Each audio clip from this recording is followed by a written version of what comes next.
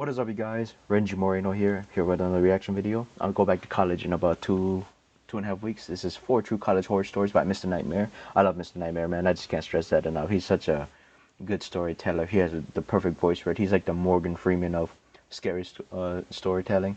But yeah, let's get right to it, guys. Tell me what college if I have any viewers who are 18 and older, tell me what college you want to go to or you plan to go to in the description below.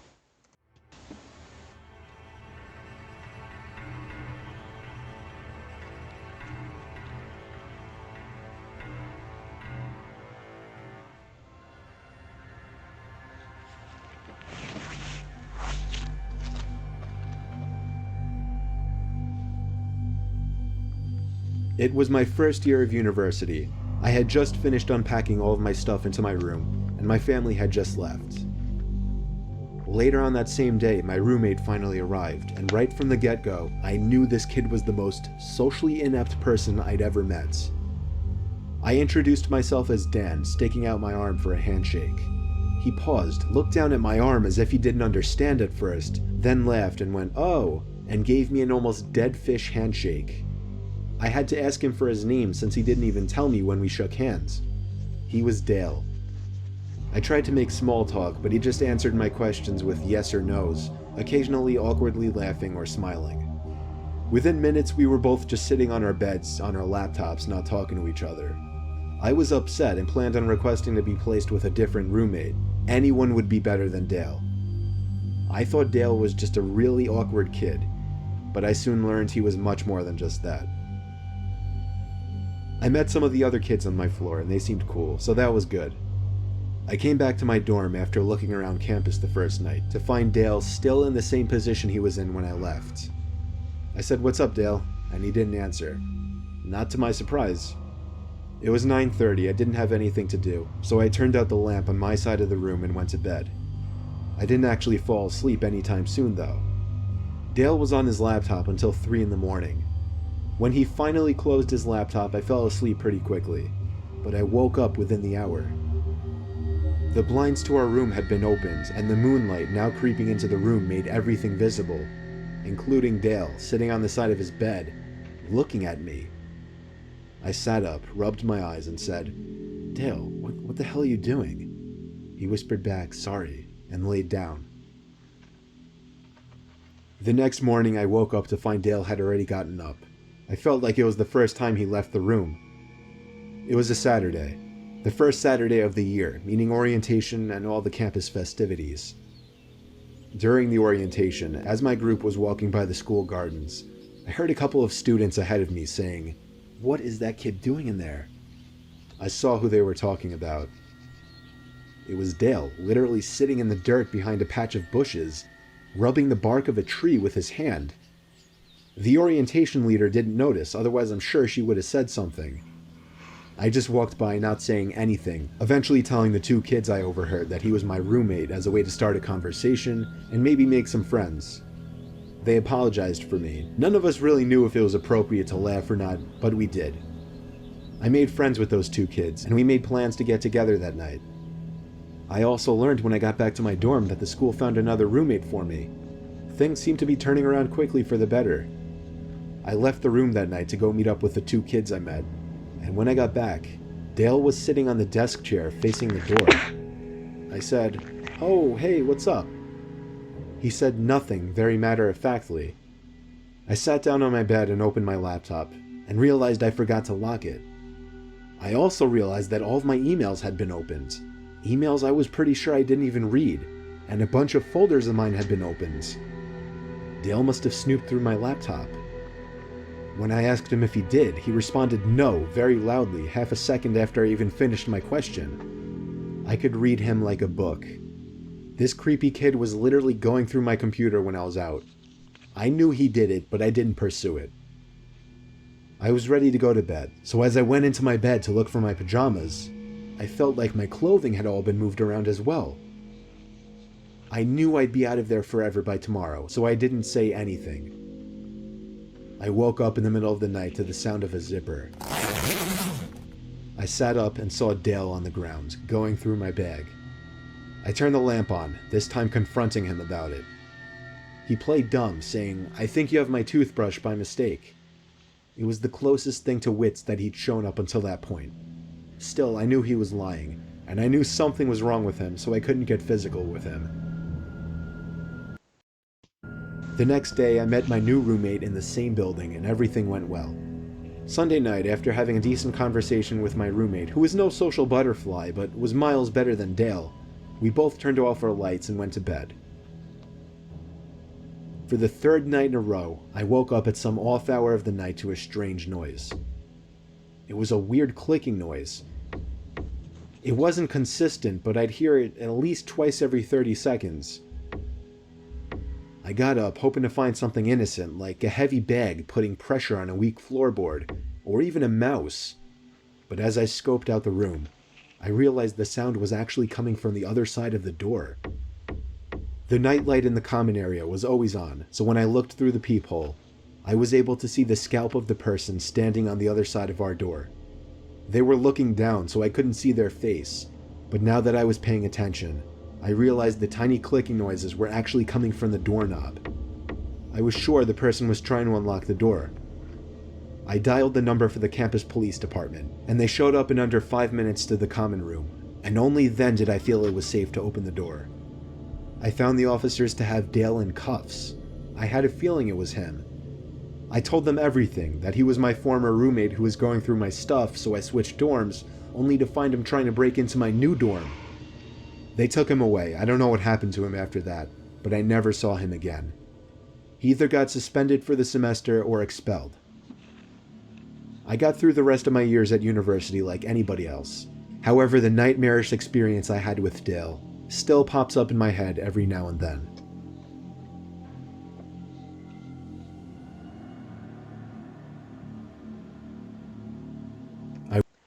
See, being socially awkward is one thing, and I knew some people in high school and in college, who were just socially awkward, but, I don't judge on that.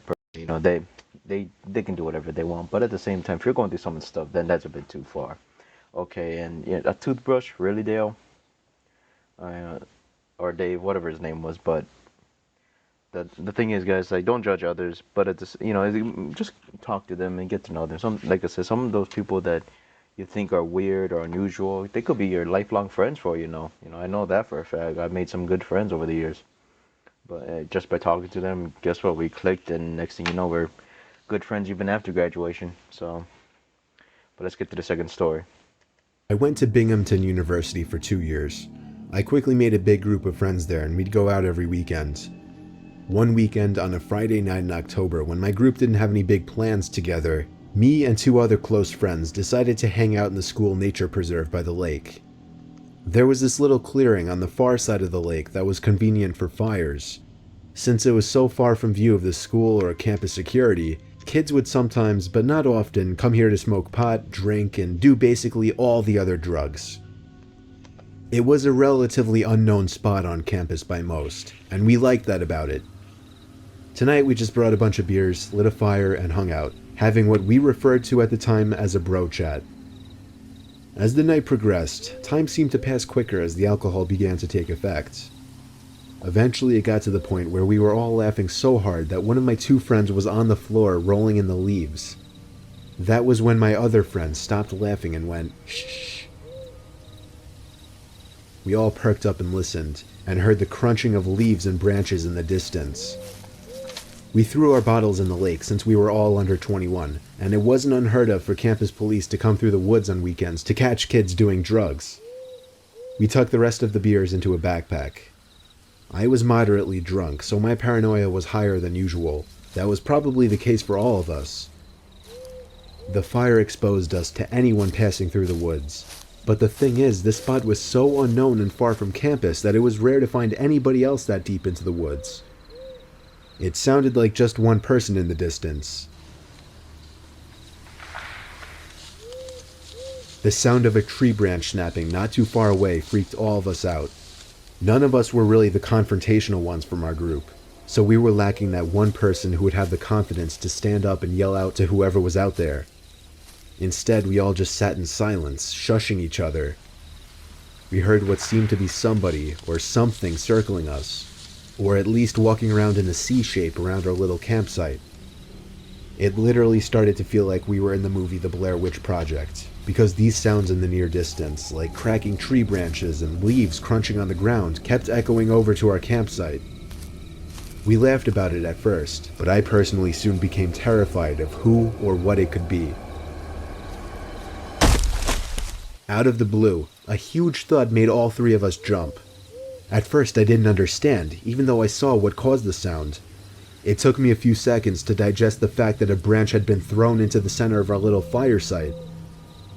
One of my two friends took off running, while my other friend and I sat behind, looking at each other, half laughing, half concerned. I feel like we didn't know yet if this was some kind of joke or not. Then, my friend let out a scream of pain as he was struck in the face by another tree branch.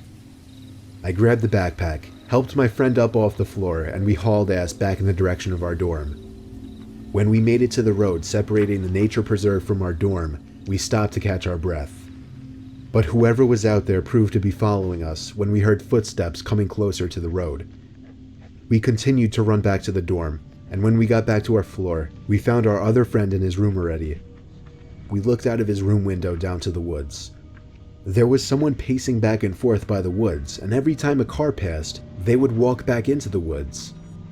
Eventually, whoever it was went back into the woods for good, to never be seen again by us. We continued our drinking session in the dorm room, and within 10 minutes we were all laughing about it. It wasn't until the next morning that we all realized how terrifying that experience actually was. We never really went back into the woods past dark after that.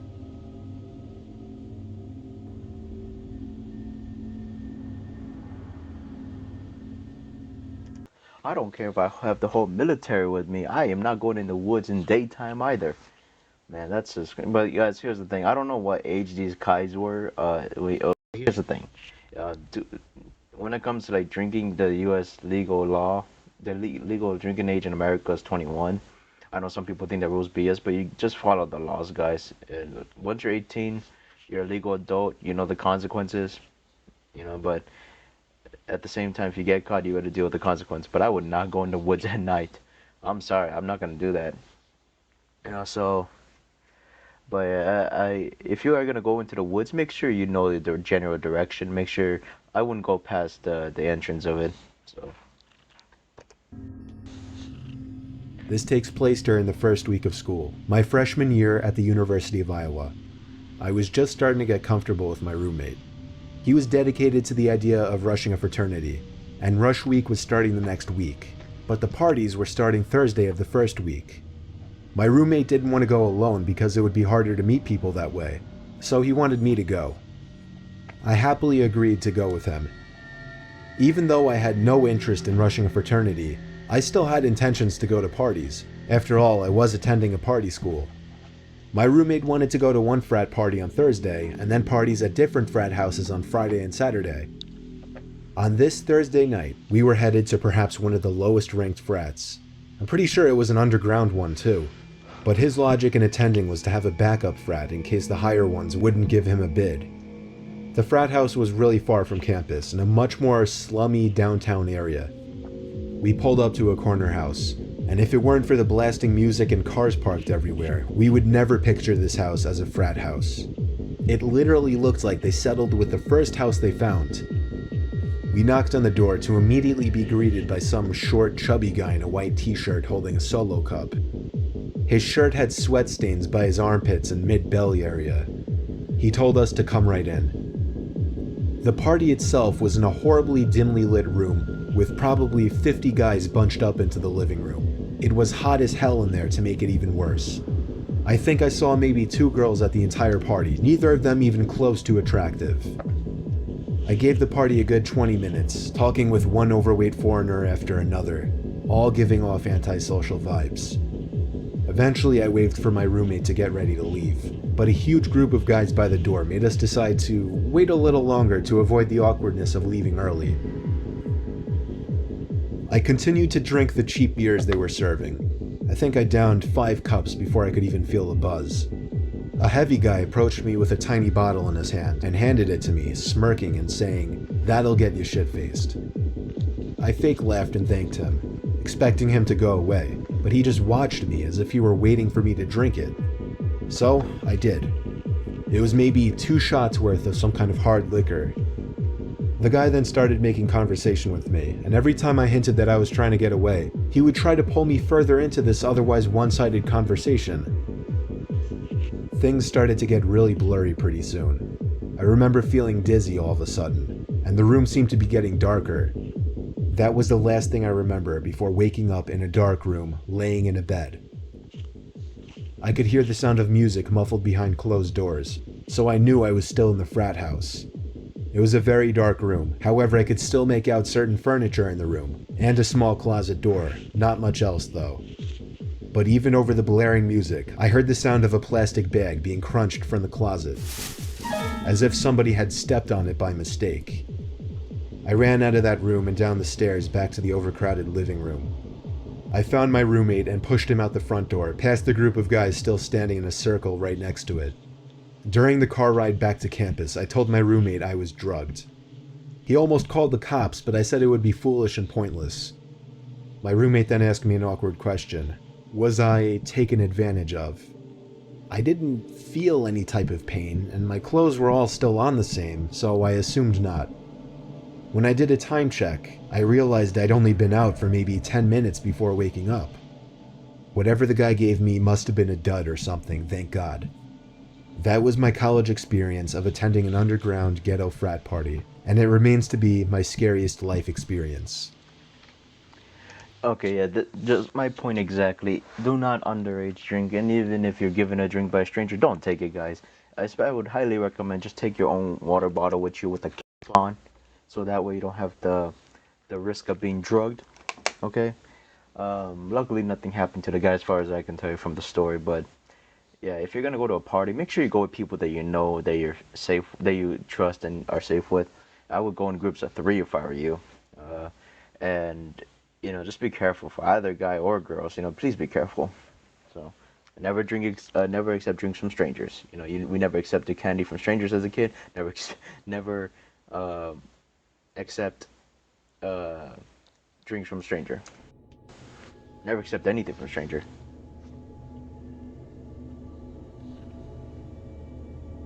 I had a single dorm my first semester of sophomore year.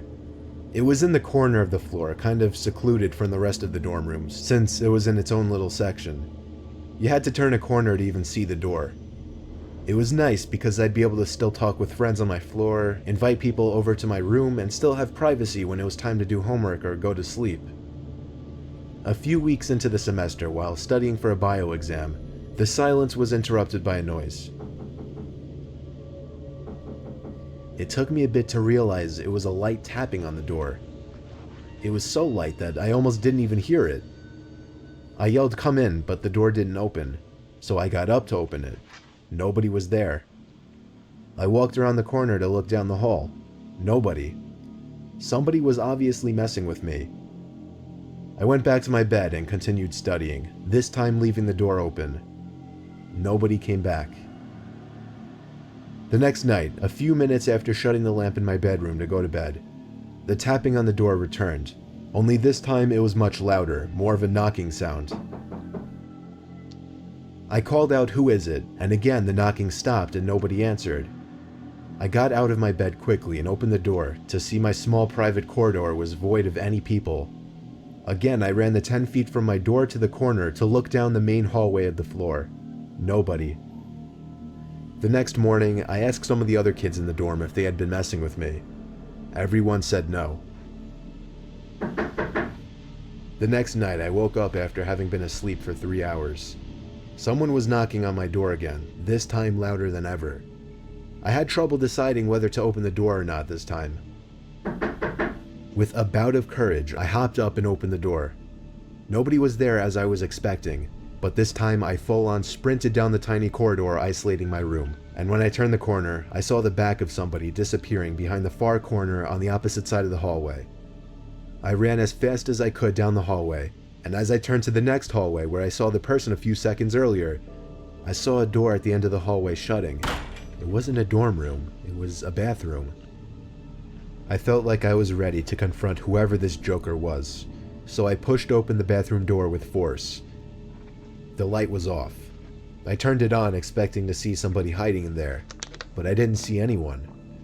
My first instinct was to check the 2 bathroom stalls, which were both shut. I got on my hands and knees and looked under the 2 stalls. 2 heavy black boots could be seen from underneath one of the stall doors. I took a deep breath and pushed the stall open. I was confused. There were the boots sitting on the floor, but no person to wear them. And then I heard a creepy giggling noise.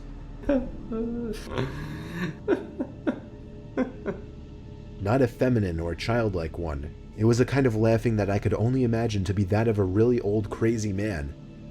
For some reason my confidence was gone and I was scared shitless. Therefore I ran back to my room and shut the door.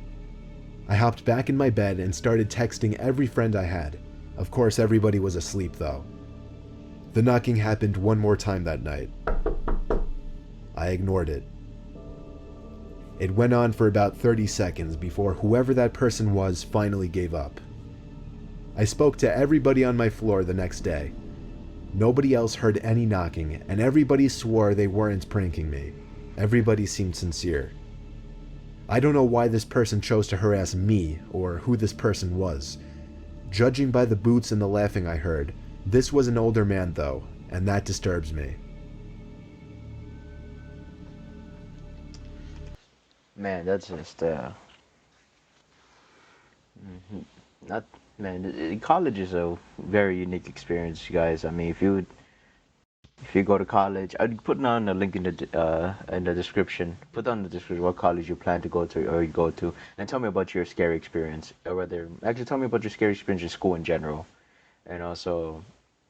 But yeah, guys, if I was that guy, I would just have ignored him. You know, because you don't know what that guy was, and especially if it was an older guy, you don't know. It could have been some crazy maniac. But yeah, guys, I hope you enjoyed the video, and till next time, bye.